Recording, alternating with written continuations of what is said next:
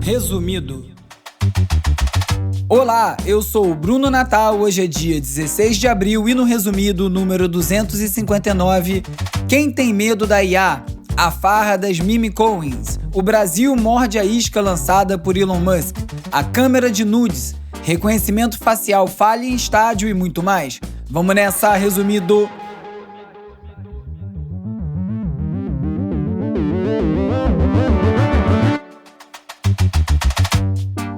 Olá, resumista! Esse é o Resumido, um podcast sobre cultura digital e o impacto da tecnologia em todos os aspectos das nossas vidas. Semana que vem, dia 25 de abril, tem o primeiro encontro presencial do Resumido.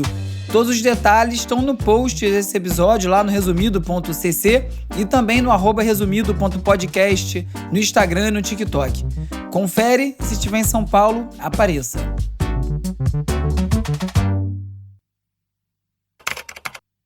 2024 provavelmente será o ano em que você, que faz análise fundamentalista de ações, verá seu patrimônio crescer 20%, enquanto o seu vizinho idiota que comprou moedas com cara de cachorro verá o patrimônio multiplicar por 2, 3 ou até mais vezes com meme coins. Vamos de cultura digital e como o nosso comportamento online ajuda a moldar a sociedade. Como essas meme coins podem deixar algumas pessoas milionárias e outras totalmente quebradas. Esse é um trecho de um vídeo do canal Você Mais Rico. Depois de 2 anos em baixa, o mercado de criptomoedas entrou em alta nas últimas semanas e apesar da alta histórica do Bitcoin, a estrela desse ciclo são as chamadas meme coins, que são criptomoedas inspiradas em memes da internet, quase sempre sem nenhum propósito além de divertir. Como é possível registrar qualquer coisa no blockchain, as pessoas começaram a criar registros de ideias, de piadas, de tiradas, na esperança que milhares de pessoas vão se identificar com o meme e pagar para participar da brincadeira. É como se as pessoas estivessem fazendo apostas sobre qual meme vai mais longe. Se no ciclo anterior os projetos de NFT incluíam a criação cuidadosa das artes, planos complexos de próximos passos, as meme coins não têm nada disso.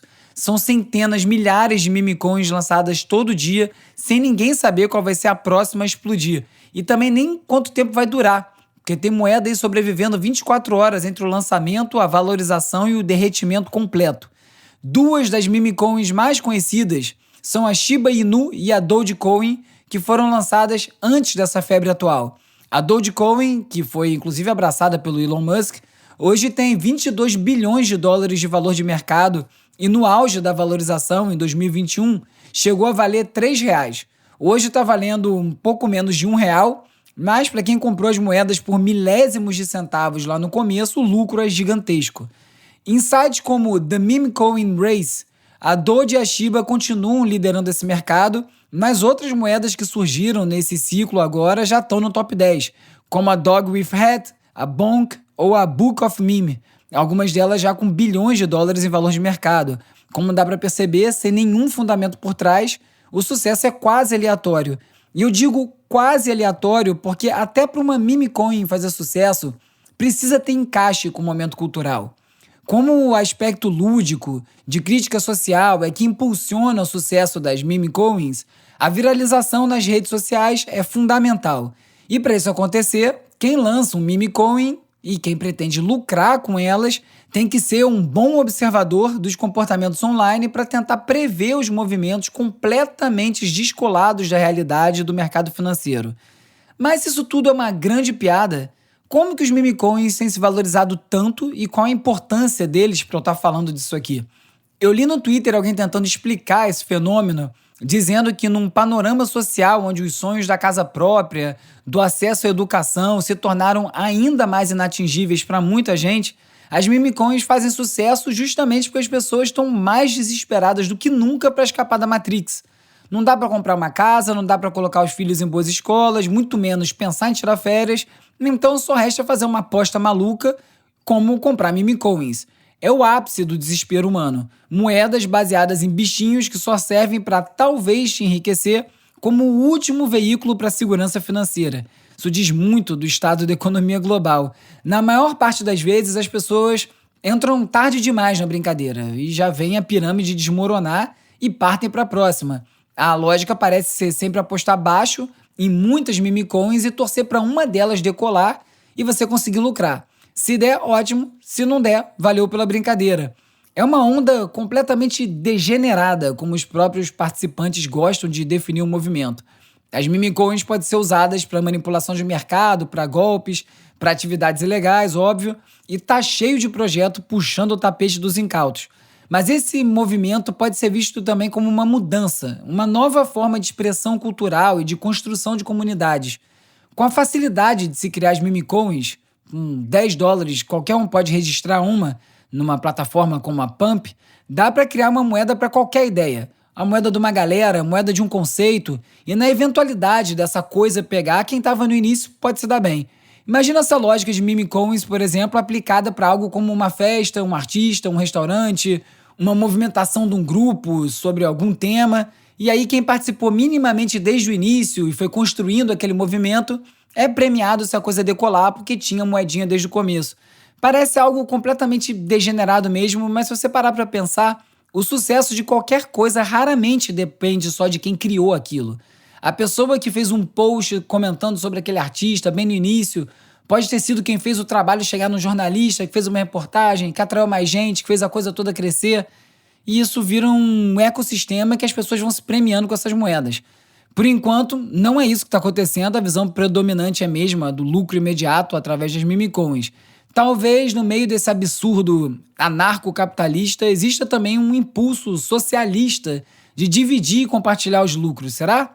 Ainda mais no momento em que a gente vê grandes corporações faturando bilhões com os nossos dados e com as nossas microcontribuições para esse universo gigantesco do discurso online, seja através da venda de anúncios, seja coletando dados ou raspando o conteúdo que a gente cria ao longo dos anos para ensinar as máquinas que eles usam para lucrar.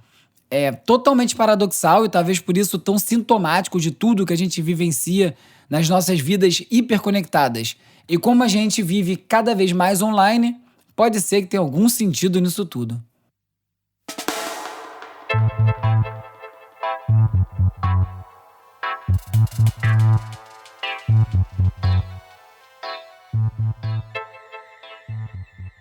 Os brasileiros gastaram um total de 265 bilhões de horas no celular em 2023, o que dá mais ou menos 3 horas e meia por dia por pessoa. Eu não sei você, mas eu fico muito mais do que isso. E mesmo assim, se parece pouco, é só você pensar que nas 16 horas que a gente fica acordado, isso aí é quase um quarto do dia. Os brasileiros também gastaram uma grana em aplicativos, chegando a 1 bilhão e 700 milhões de dólares, um aumento de 26% em relação a 2022.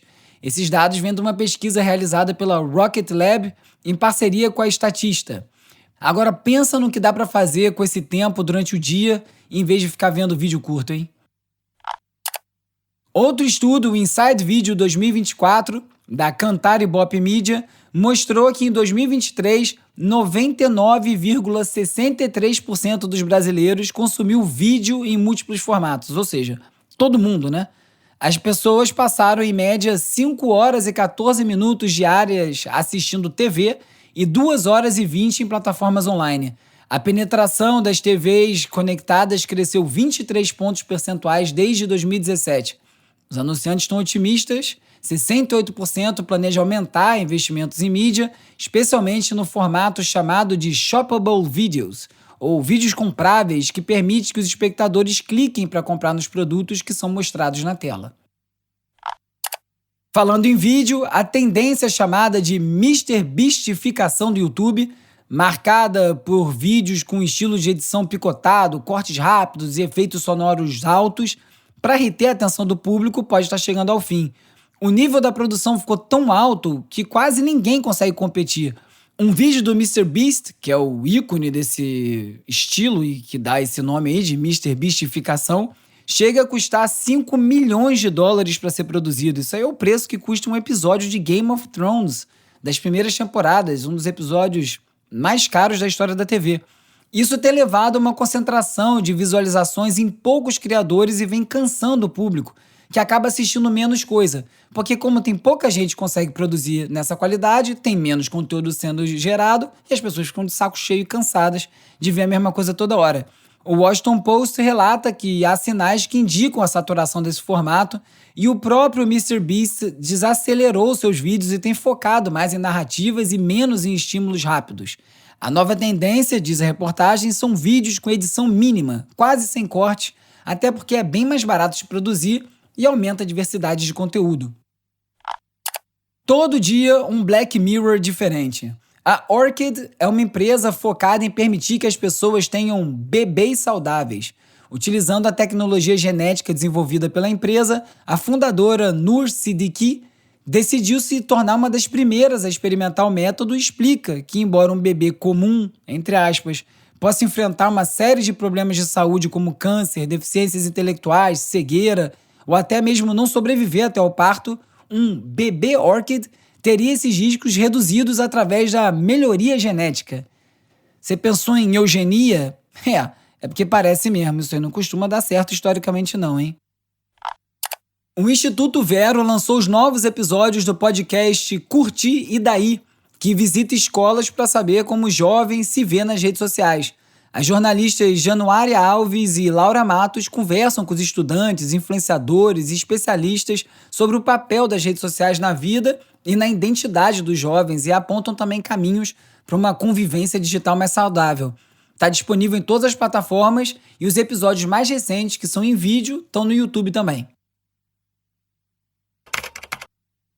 And as AI gets better and better, it's only going to make it more difficult to separate fact from fiction, which could be terrifying. Agora é o momento de explorar as transformações causadas pelas inteligências artificiais. AI as the most profound technology humanity is working on, more profound than fire or electricity.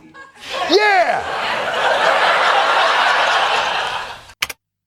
Esse que você ouviu foi o Jon Stewart comentando sobre as falsas promessas relacionadas à inteligência artificial. Qual vai ser o nosso lugar no mundo com a ascensão das inteligências artificiais tem sido um dos questionamentos mais recorrentes e angustiantes dos últimos tempos. Semana retrasada, ou antes até, eu falei que eu tinha escutado e lido algumas coisas sobre esse tema e que eu ia organizar melhor as ideias antes de comentar por aqui, então hoje eu fiz isso. Acho, né? Eu espero que fique claro que foi uma torrente de informação. Eu assisti esse episódio do Daily Show com o Jon Stewart, em que ele comentou sobre essas promessas de melhoria para a humanidade trazidas pela revolução da IA. Embora os presidentes das maiores empresas do setor estejam sempre falando na descoberta de cura para doenças, soluções para a crise climática, para a crise energética, até aqui as aplicações de IA que a gente está vendo têm sido bem triviais.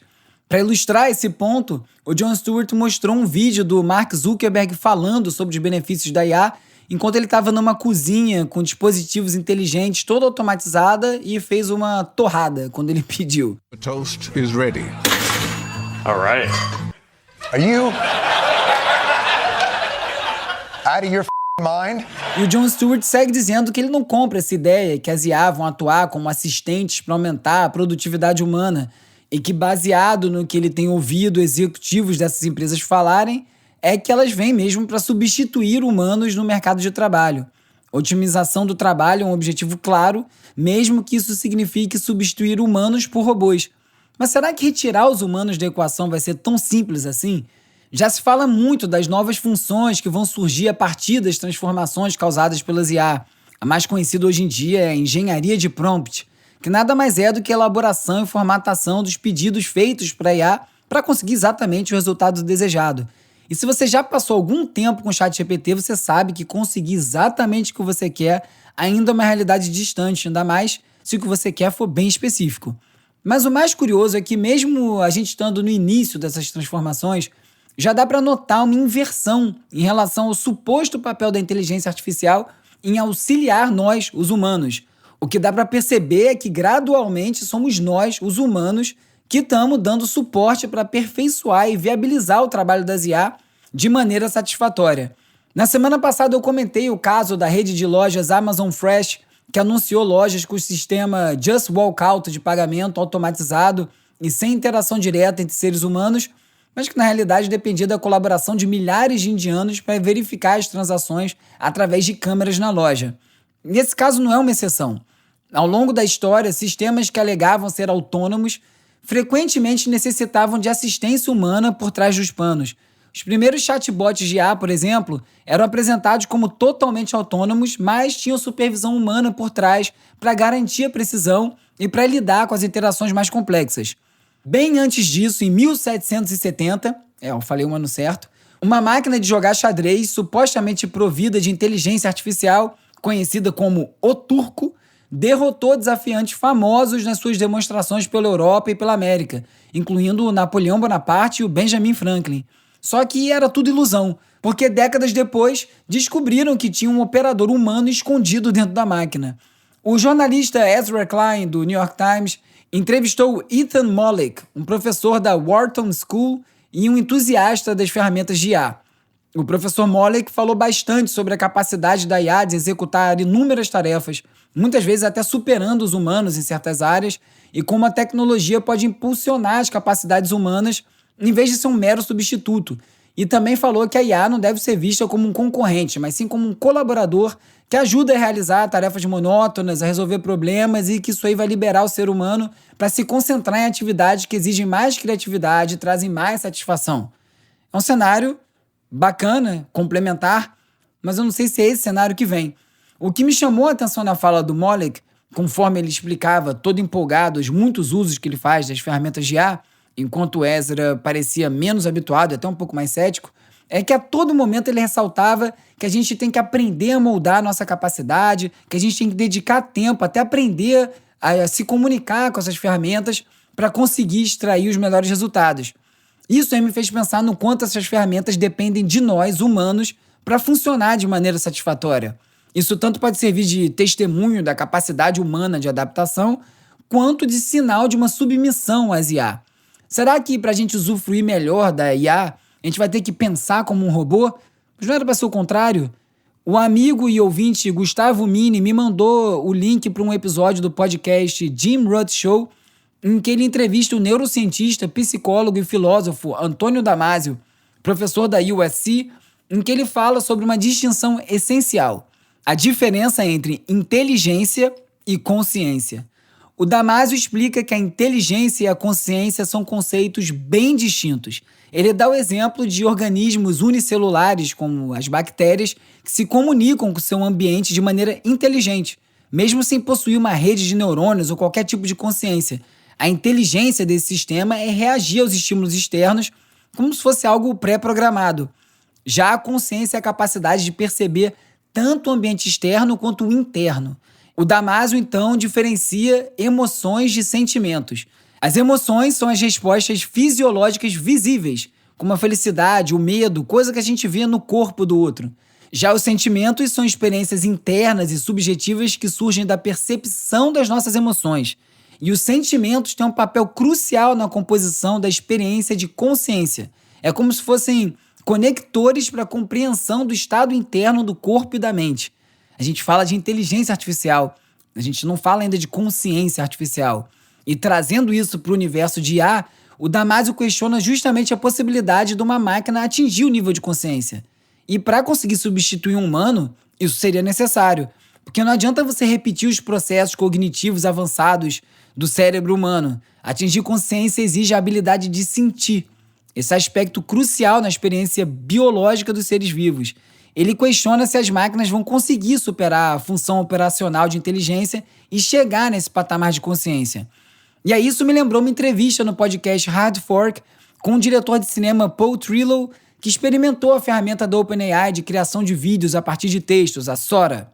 Eu repliquei um comentário dele na época do lançamento do vídeo, no episódio 257, em que ele escreveu que o barato da Sora era a capacidade de gerar ideias novas e impossíveis, e que ele não via a IA como algo capaz de substituir as coisas como são, e sim para criar um novo.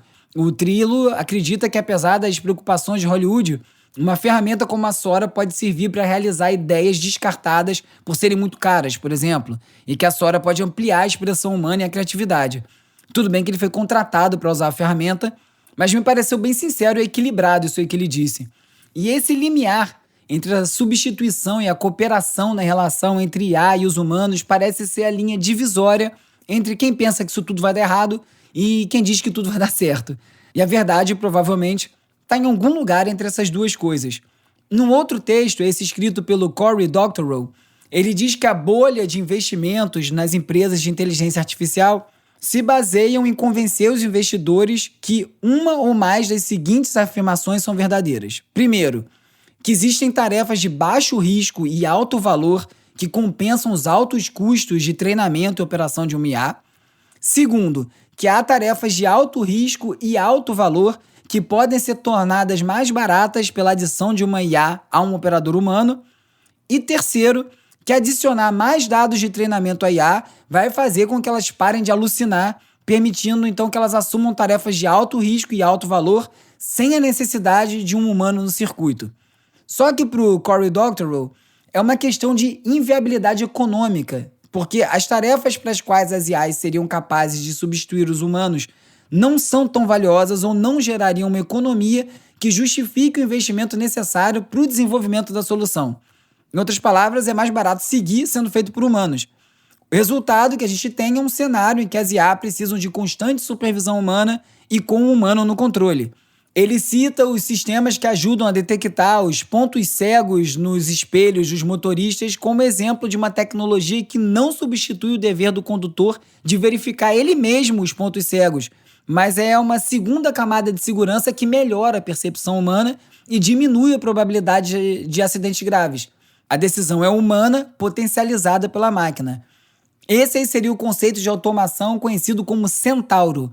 É um simbolismo que serve para retratar as convergências entre humanos e máquinas, cada um agregando com as suas melhores características. O oposto seria a metáfora do centauro reverso, onde a máquina assume o comando e o ser humano fica numa posição secundária, realizando as tarefas maçantes e exaustivas. Um exemplo que ele deu são os armazéns da Amazon, em que os funcionários usam pulseiras de monitoramento e são levados a recolher e embalar itens num ritmo que pode ser prejudicial tanto física quanto psicologicamente. Nesse cenário, o aparato tecnológico toma o controle e dita o ritmo do trabalho, desprezando as necessidades e o bem-estar dos trabalhadores humanos. Essa é a dicotomia da automação, da relação entre humanos e máquinas. O centauro é o ideal de junção, com a tecnologia potencializando as capacidades humanas, enquanto o centauro reverso representa uma dependência excessiva na automação, com os humanos relegados a um papel coadjuvante de sistemas tecnologicamente avançados.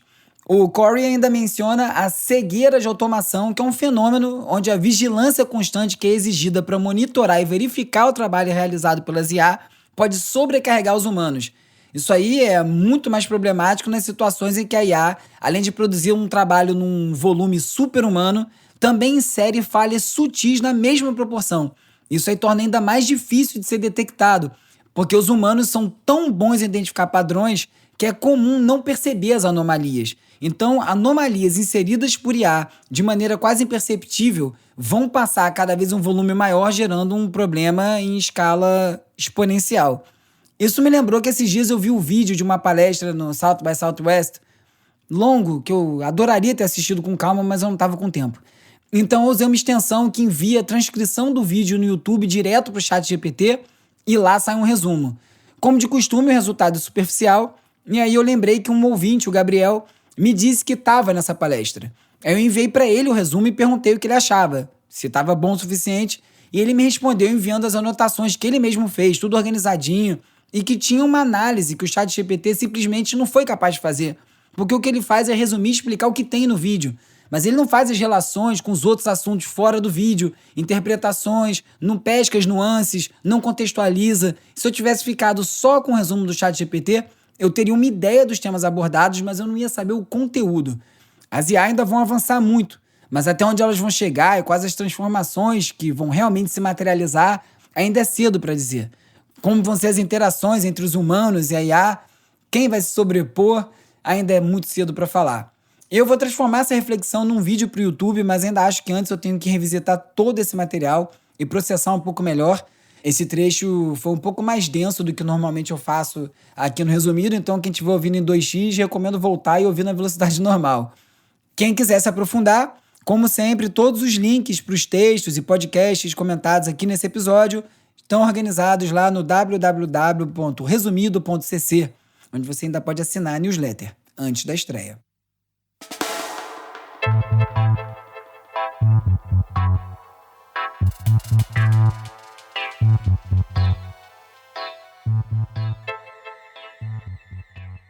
Influenciadoras de conteúdo adulto estão tendo as suas identidades roubadas por influenciadores IA.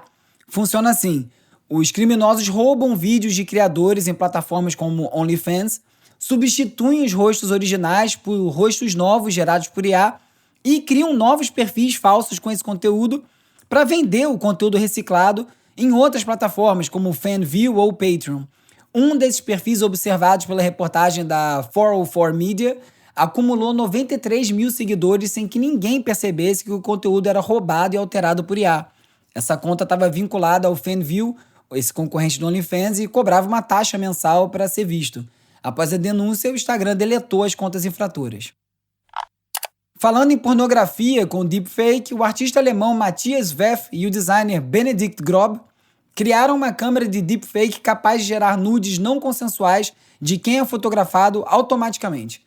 Na reportagem da Fast Company, os artistas dizem que o propósito da criação é mostrar como a gente está caminhando para um futuro sombrio, em que a inteligência artificial generativa pode distorcer a realidade quase em tempo real.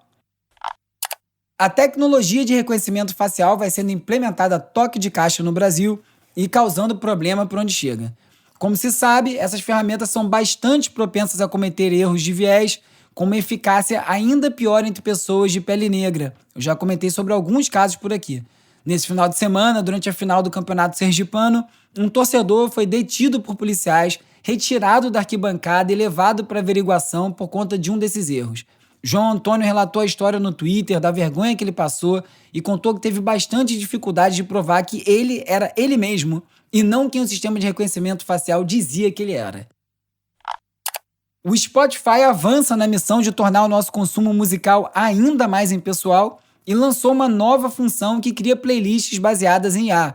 A funcionalidade está disponível para assinantes premium no Reino Unido e na Austrália e permite criar uma playlist a partir de comandos de texto, como música para ler em um dia frio e chuvoso. A IA cria uma playlist de 30 músicas aleatórias adaptadas a essa descrição e também tem opção para refinar a seleção, ajustando o humor ou adicionando outras especificações. Grande passo para a música se tornar ruído de fundo. Google e OpenAI foram acusadas de utilizar vídeos do YouTube para treinar suas IA, de acordo com o New York Times.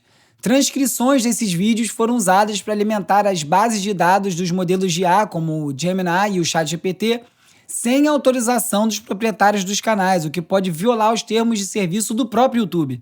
A prática viola as regras da plataforma, que proíbe o uso dos seus clipes para treinamento de chatbots sem permissão explícita.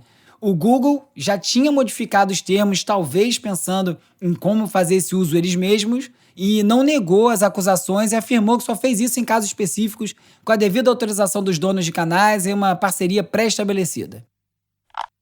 No Brasil, 26 organizações enviaram uma carta ao Senado solicitando que o marco legal da inteligência artificial proteja os direitos autorais de jornalistas e artistas, assegurando a remuneração adequada quando suas obras forem utilizadas por ferramentas de IA.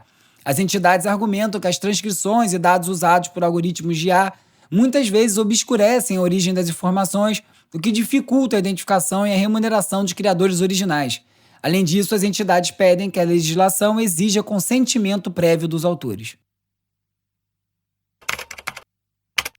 Uma mensagem para o Mr. Elon Musk. My name is Eduardo Girão. E agora é hora de falar sobre como as Big Tech moldam o nosso comportamento. I speak from the plenary of the Senate of this country now to thank you for your support for free speech in Brazil. No dia 19 de abril, o Supremo Tribunal Federal dá continuidade ao julgamento que discute se aplicativos de mensagem, como o WhatsApp, podem ser suspensos por descumprimento de ordens judiciais. Esse julgamento faz parte de uma ação direta de inconstitucionalidade iniciada em 2016 para revisão de alguns aspectos do Marco Civil da Internet. O caso ganhou destaque depois que o WhatsApp alegou ser impossível fornecer os dados exigidos pela Justiça por conta da sua política de criptografia. Na ocasião, o relator, ministro Edson Fachin, argumentou contra a quebra do sigilo criptográfico, citando a importância da privacidade e a proteção robusta garantida pela criptografia. A grande questão aqui é que esse julgamento ocorre num contexto de debates bem acalorados sobre a regulação das redes sociais impulsionados pelas recentes críticas ao STF feitas pelo dono do Twitter, o Elon Musk. Após gerar o caos com acusações de violação do direito de liberdade de expressão, o Elon conseguiu o resultado desejado e está pautando o debate sobre a regulação das plataformas. A coisa chegou ao ponto que a Câmara dos Deputados decidiu formar um grupo de trabalho para reformular o PL das fake news. A medida, que foi proposta pelo presidente da Câmara, Arthur Lira, sugere a substituição do texto atual, que começou a tramitar em 2020 e foi aprovado pelo Senado. O texto tinha como um dos objetivos responsabilizar as Big Tech pela disseminação de conteúdos prejudiciais, incluindo notícias falsas. Apesar de maduro, o projeto de lei enfrenta resistência, especialmente da extrema-direita e das próprias plataformas digitais, que usam a narrativa de uma suposta ameaça à liberdade de expressão para fugir da responsabilidade de moderar conteúdo. Esse debate ainda vai longe.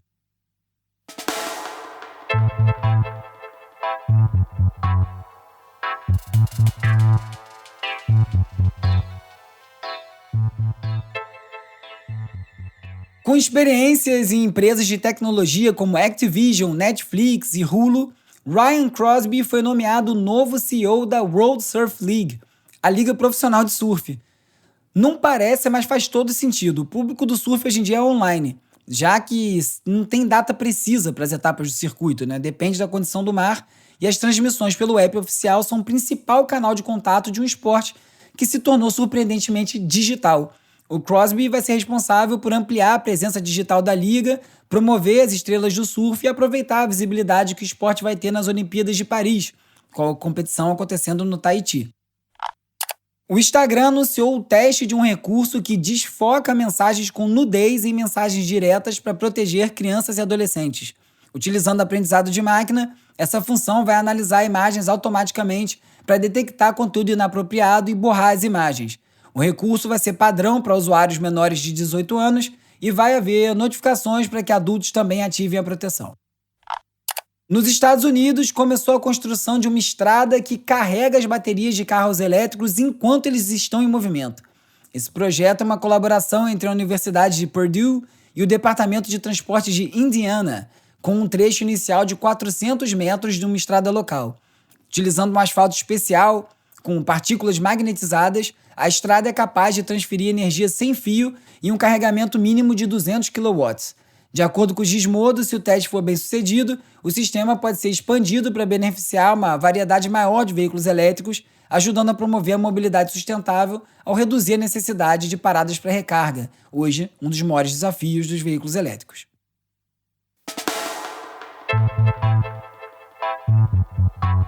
Hoje eu falei a beça, mas se você quiser falar mais um pouco, você pode me mandar um oi pelo WhatsApp ou pro Telegram para 21 97 969 5848. Você entra na lista de transmissão, recebe alertas de novos episódios, conteúdo extra, link pro post no resumido.cc e também outros links como a newsletter e também o evento presencial do Resumido. É um bom lugar para você também me enviar dicas. A gente se fala por lá.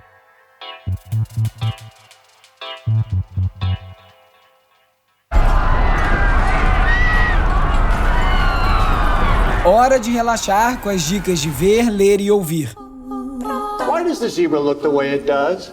So embarrassing. Hey, focus. Estrelado por Nicolas Cage e dirigido por Christopher Borgli, Dream Scenario mergulha nas profundezas surrealistas do inconsciente coletivo e faz referência através de analogias a temas como a superexposição online e a cultura do cancelamento. Numa era digital, onde a nossa identidade é frequentemente julgada e distorcida em redes sociais, o filme explora como o nosso entendimento de nós mesmos e dos outros é limitado e moldado por uma psique coletiva a qual a gente só tem acesso parcial. Parece complexo, mas é divertido a beça. Hoje o Calbook não conseguiu enviar a dica de música e eu fui pegar uma lá no @resenhasmiúdas, que é um projeto que ele toca lá no Instagram, cheio de dica boa. Se você não segue, já fica essa dica. Sly Fifth Avenue fica em Nova York no cruzamento do hip hop com o jazz. E Liberation é o número 3 desse endereço imaginário, personificado pelo multi-instrumentista, arranjador e produtor Sylvester Uzoma. Nascido no Texas, filho de mãe nigeriana e pai estadunidense, Sly tocou sax na banda do Prince por 3 anos. Depois de rechear o currículo de colaborações de Fred Hammond até a nossa Thalma de Freitas, Ele foi para Nova York, onde começou a chamar a atenção com o álbum The Invisible Man, com versões orquestrais das criações do Dr. Dre. Em Liberation, que é o seu terceiro disco, o Sly bota pra fora toda a força contida na mente. Como um Arthur Verocai do Brooklyn, ele cria arranjos de cordas suntuosos para canções que vão do soul funk de Curtis Mayfield às trilhas dos filmes de Blaxploitation e os beats do hip hop. De quebra, o disco ainda traz uma versão brabíssima de No No No Part 2 da Destiny's Child, antiga banda da cowgirl Beyoncé.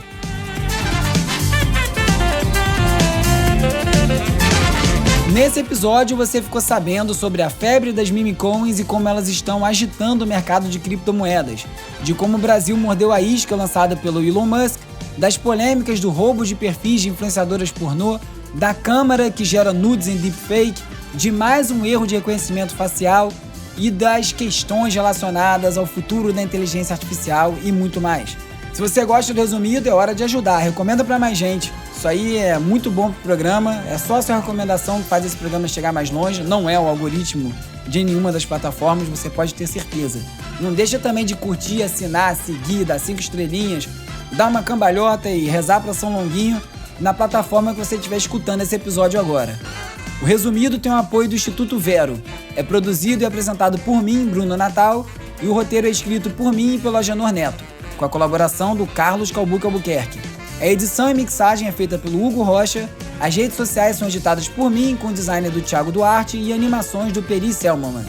A foto da capa é do Jorge Bispo e o tema original foi composto pelo Gustavo Silveira. Eu sou o Bruno Natal, obrigado pela audiência e semana que vem tem mais Resumido.